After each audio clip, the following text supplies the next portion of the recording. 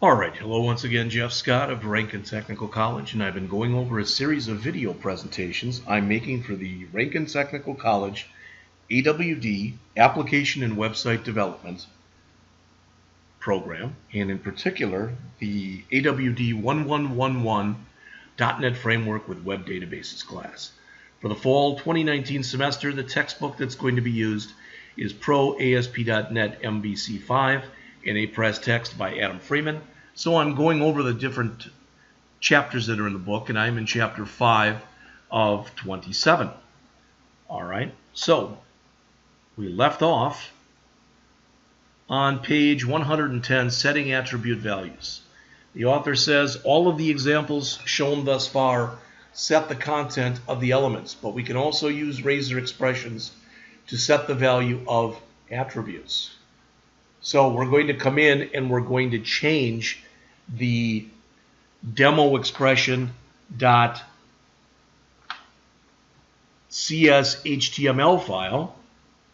It's all the same up to here, but we're going to add this. So the author says, I used basic razor expressions to set the value for some of the data attributes on a div element. So notice, okay, so I'll tell you what, let's put this in. So again, this will be put into our demo expression.cs HTML file.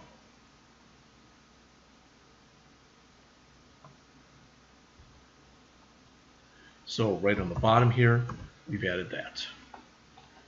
Now you'll notice we get a bunch of stuff here that's giving us some error messages that may or may not go away. All right.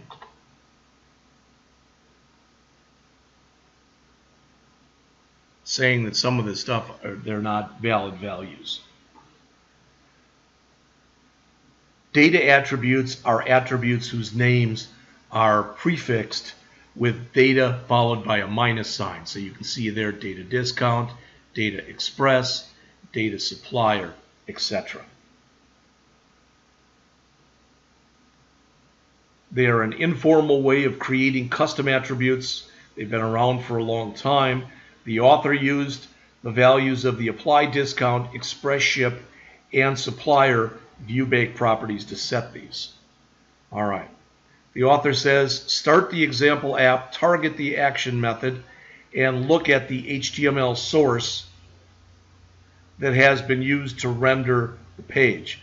You'll see that Razor has set the values. Well, let's look. So File, Save All. I'm going to run the program again. I may get errors for here, and I may not. Notice it's coming right up to the home demo expression.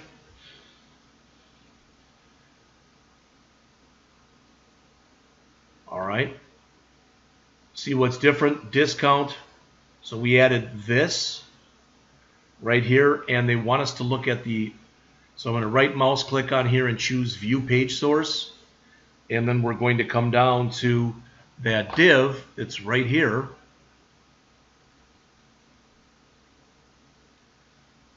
The false and true properties that we see right here correspond to Boolean viewBag values.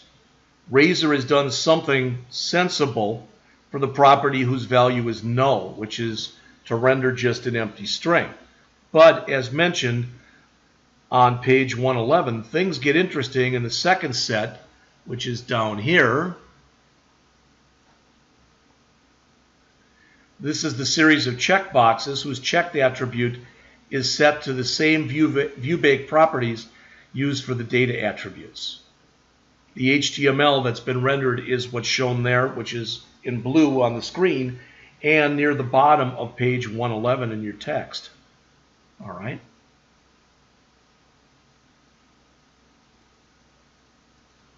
And they mention there, notice it still looks like there's error messages, but it ran just fine.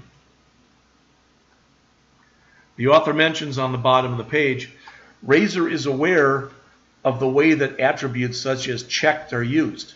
where the presence of an attribute rather than its value changes the configuration of an element. It says known as a Boolean attribute. Well, you know what that is. Checked equals checked is setting that to true. If Razor had inserted false or null on that empty string, then the checkbox would have been different. Okay? All right. Moving up to page 112. So here's an example of how we could have made it look different. So instead of, I guess it didn't show it here. All right. So we could have set the checkbox so that either this was checked, this was checked, this was checked, or none were checked.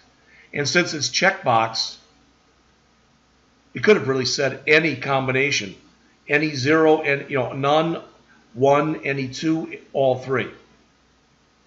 All right. So next we have using conditional statements. Middle of page 112. Razor is able to process conditional statements. So in other words, we can have an if statement. All right. I don't know if I've seen a switch inside of using Razor syntax. We may see it here. This kind of technique is at the heart of Razor, which allows you to create complex and fluid layouts that are still reasonably simple to read and maintain. So here they've updated the demo expression CS HTML file to include, speak of the devil. All right. So we want to come in, and our third row in our body has been changed to this. So rather than hard coding, we've got this. Let's copy this. Take a look over here.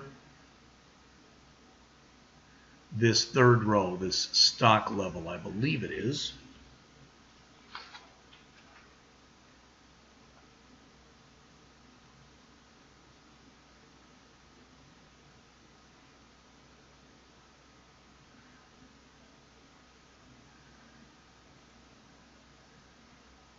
So instead of having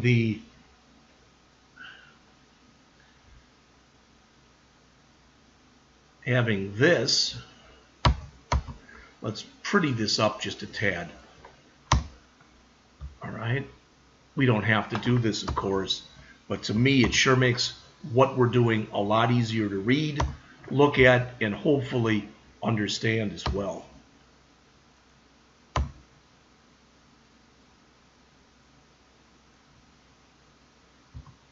Looks like I should have removed that and didn't, or maybe remove something I shouldn't have. I don't know. So let's put this in here. All right, so we're switching. If it's 0, now it should say out of stock. If it's 1, it should say low stock. Otherwise, it should tell us how many products we actually have. So to start this conditional statement, we place the @ sign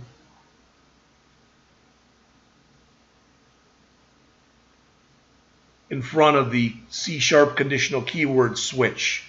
We terminate it so it's done inside of curlies. Okay. The author says, note that we had to cast the value of the viewBag product count property to an int in order to use it. This is required because the switch cannot evaluate a dynamic property.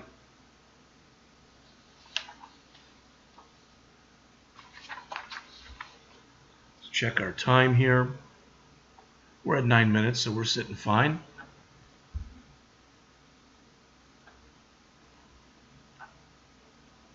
Inside of the Razor code block, you can include HTML elements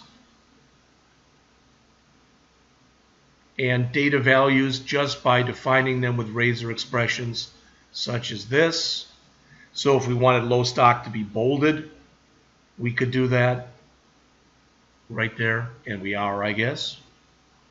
Or like this. The author says, I do not have to put these elements or expressions in quotes because the Razor engine is smart enough to know, for lack of better words, kind of how to go into and out of using HTML and into and out of when to use C#. All right. It says, however, if you want to insert literal text into the view when it's not contained, you need to give Razor a helping hand and prefix a line with this.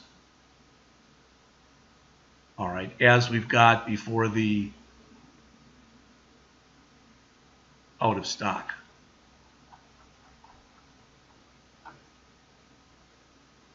All right, that @ sign, as mentioned there,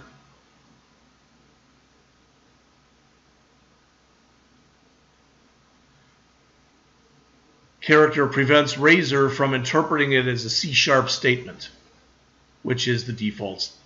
All right. So you already saw this before. What it said was just stock level 1. Now it should say stock level low stock and the number 1. So let's double check, make sure that indeed that happens. So a file, save all. Let's right mouse click and run our demo expression.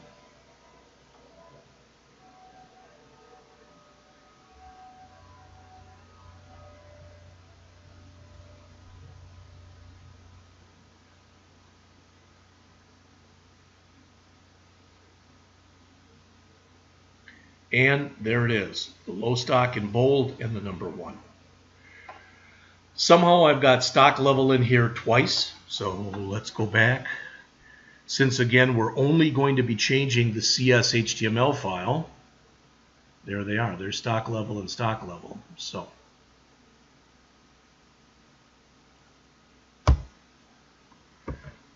since we've only changed the CS HTML, we should be able to come back into here, refresh, and there it is. Okay, so conditional statements are important in Razor views because they allow you to have dynamic content that varies based on the data that the view receives. All right, so we're going to do one more little quick demo in here, which is the last 4 or 5 pages of the chapter. But since we are at 12.5 minutes, and I'm not sure if I could do that in our 15-minute window, I'm going to stop right here and continue on in the next